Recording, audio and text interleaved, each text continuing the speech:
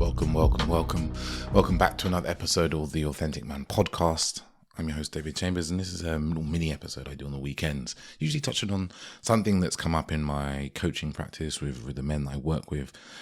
That is, something we broke through and something they're making some progress on. So in today's episode, we'll talk about this kind of lone wolf mentality that a lot of us men feel we have to be in. We have to, it's the way that we succeed. So I want to just jump straight in. Lone wolf mentality is this idea that, you have to do everything alone. That a wolf, wolves wander around alone, fighting the world, without support because, support slows you down, or help slows you down, or relationships get in the way. You shouldn't ask for help because, people think you're weak. Like all these sorts of often conscious or unconscious beliefs we have about being a man, but also particularly being in a relationship as a man. And this mentality can manifest in relationship as like emotional unavailability, like a huge reluctance to get support from others, and to share our lives with people, leaving us feeling actually quite lonely and disconnected and so forth. And the thoughts behind it are like, okay, if I start to share my life with her, and if this goes wrong, then my life's going to be really difficult. It's better to just keep people at arm's length, right? And, I work with a lot of men who would probably class themselves as kind of avoidantly attached, and this is a very common one I see in them. I see in myself as well for many of my years, doing things alone, thinking that, doing things alone is the best way to do it all the time. And really at the root of it is this kind of fear of dependence, a fear of enmeshment, or a fear of being lost, right? Or our self disintegrating. Or what I really believe is this fear that if we become too close to other people, we become dependent. And the last time we were dependent was when we were children, and we will then be so dependent that if someone was to leave or change their mind, that we'd be broken, we wouldn't be able to survive. And it's this mechanism of lone wolfing is to stay safe. It's a safety mechanism. And it often seeps into other areas of business and work and friendships and all these things, right? And one of the things that I notice with a lot of avoidant men is actually their lack of friendships in their lives, right? A lack of friendship, a lack of brotherhood, a lack of people they can go to for support, which actually creates a huge amount of loneliness, right? And there's actually a study I was looking at here, and it talks about how avoidant men are on average more lonely, especially in relationship. And I can definitely see this for my clients and from the men I work with and the men that I know as friends and even myself, right? So how does this hurt our relationships, right?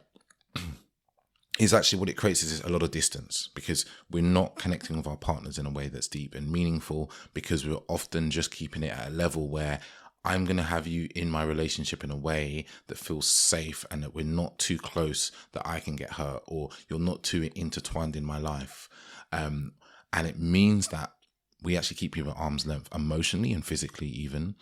And this leads to the people we're with, the women we're with in particular, if you're a man that dates women, is that she will often necessarily be complaining to you, actually, and complaining that, oh, I don't feel close to you. I don't know who you are. I don't feel like I'm really in your life.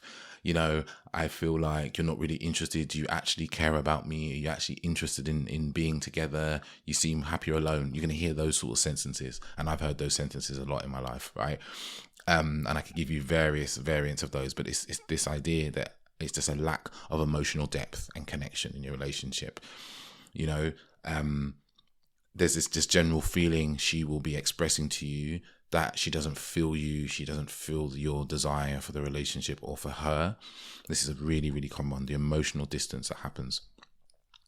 Some of the other hallmarks is this kind of communication barriers of not really, in your relationship, like not really feeling you can really express yourself. It will hold you back from, saying what you're really up to, or what your dreams are, or, getting really involved in each other's lives. Yeah.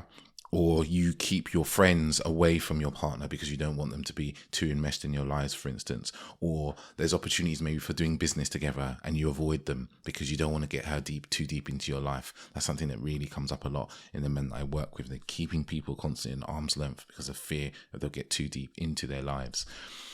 And it's just this cycle that happens, right? And a frustration from our partners, for our female partners especially, right? And it really gets in the way of really this deep connection.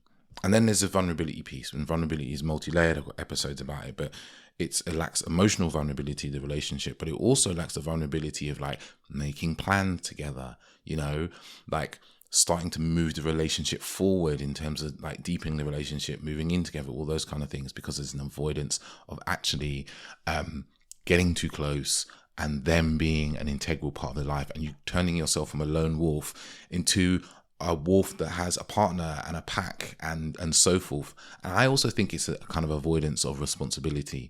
Lone wolfing means that we don't have to be responsible for other people, because it means we're only responsible for ourselves as well.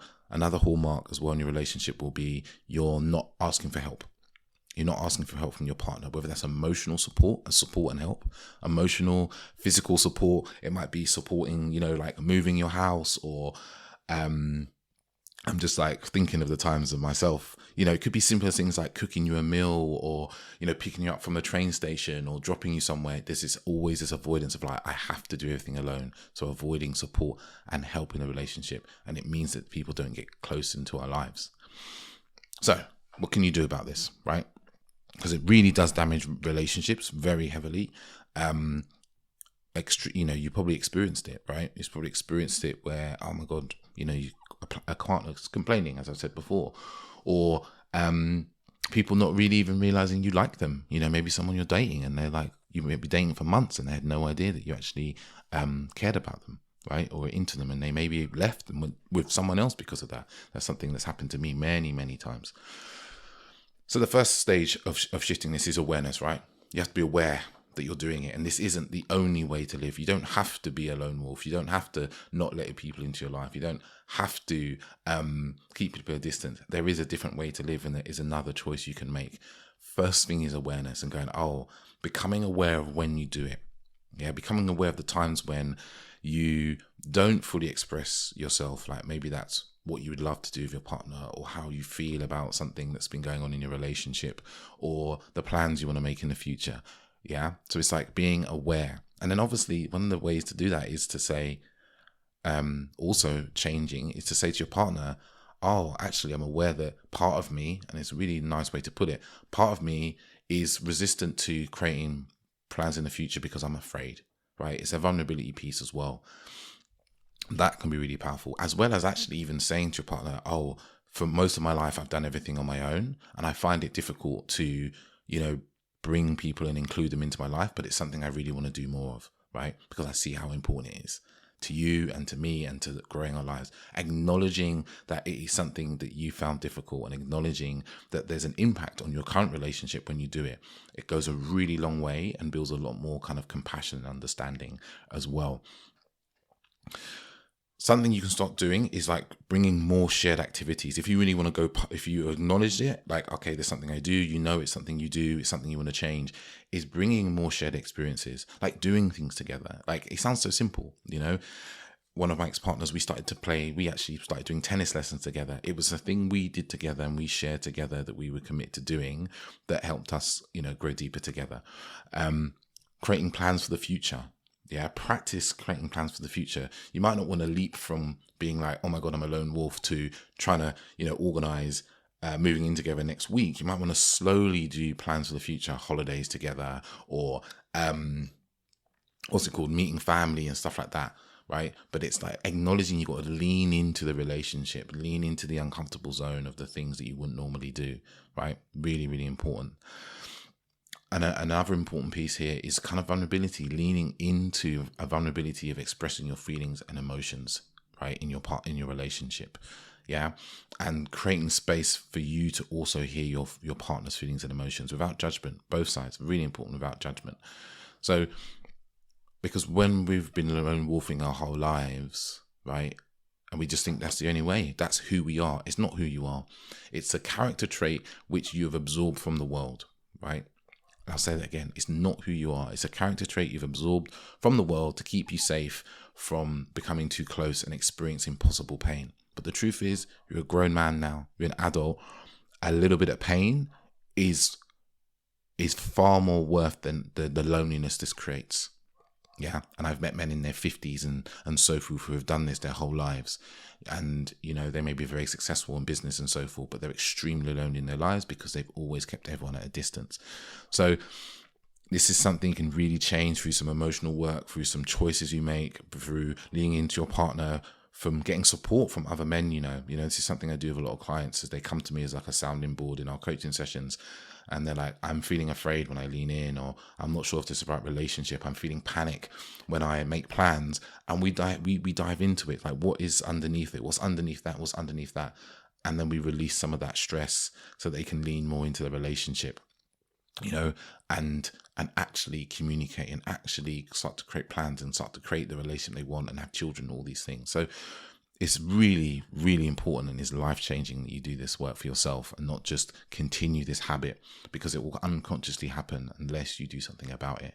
Yeah. And I think that's where I'm going to stop. I'm actually going to be running a program for men who kind of lean this way towards avoidance, and helping them kind of like open up emotionally, lean into love, rewrite some of these habits and patterns that they've been in for many years around relationships, around love, around dating. They're holding them back from actually creating the beautiful, connected and healthy relation they desire. And if you're interested in that, the details to sign up that are in the show notes. It's going to be probably in August, September, but I'm taking a wait list now because I've got a few people already interested. I'm going to keep the group nice and small, so there's like really solid group of men. So if you're interested in that, the details are below in the show notes, and you can just put your name on the wait list. No pressure. If you change your mind later, good. You know, you send me, I'll send you an email in a couple of months and you say, I'm not interested. And I'll say, cool, have a great day. But without further ado, I'll let you get on with the day.